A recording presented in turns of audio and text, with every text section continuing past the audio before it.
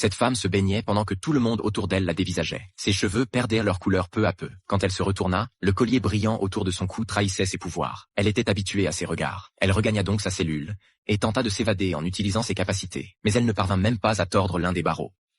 Les autres éclatèrent de rire aussitôt. Les autres prisonnières lui expliquèrent que tant qu'elle porterait ce collier, elle ne pourrait pas utiliser ses pouvoirs. La détenue de la cellule voisine lui cracha dessus. Elle ne voulait pas d'ennui. Elle ravala sa rage et fit demi-tour. Mais à ce moment précis, la chef de la prison ordonna à ses hommes de l'encercler, et ils la jetèrent brutalement au sol. Quand ils découvrirent qu'elle était enceinte, la chef des prisonnières la frappa au ventre. La femme ne put plus le supporter et fut forcée d'utiliser ses pouvoirs, mais on la réenferma aussitôt. Pour le bien de l'enfant qu'elle portait, elle décida de s'évader. Elle tenta d'utiliser ses pouvoirs pour ouvrir la porte.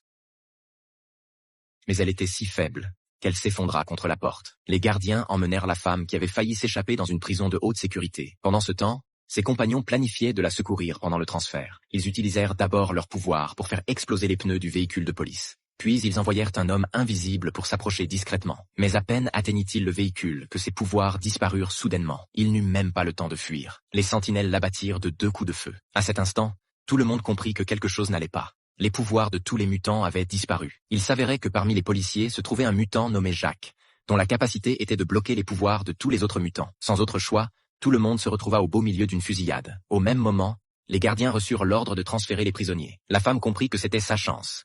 Dès qu'on lui retira ses liens, elle passa à l'attaque immédiatement. Ses compagnons à l'extérieur firent tout leur possible pour neutraliser Jacques. Jacques finit par tomber au sol, et la suppression des pouvoirs se brisa à l'instant. Tous les mutants sentirent leur pouvoir revenir. La situation bascula complètement. À l'intérieur du véhicule de police, la femme extirpa un clou en acier de la jambe de l'un de ses compagnons, se défit de ses menottes, neutralisa les gardiens et sauta hors du véhicule. Les gardiens à l'extérieur ouvrirent le feu sans relâche. Mais maintenant qu'elle avait retrouvé ses pouvoirs, elle n'eut qu'à lever les mains et à tirer d'un geste puissant, et toutes les armes leur échappèrent des mains en un instant.